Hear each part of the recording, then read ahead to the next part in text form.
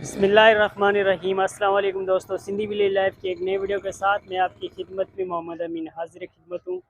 अल्हम्दुलिल्लाह दोस्तों, आज मैंने एक नई डिज़ाइन का रिव्यू आपके साथ पेश किया है। इंशाल्लाह आपको ज़रूर पसंद आएगा।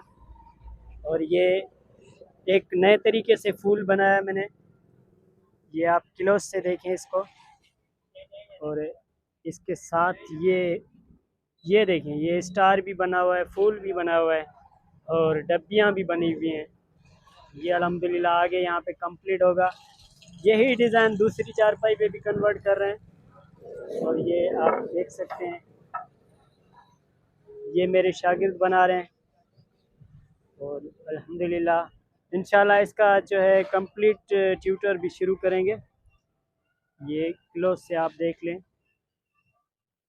बहुत ही खूबसूरत। यहाँ पे तो किसी ने देखा है वो कह रहा है कि ज़बरदस्त डिज़ाइन उस्ताद जी, माशाल्लाह बहुत ही खूब, क्या डिज़ाइन है।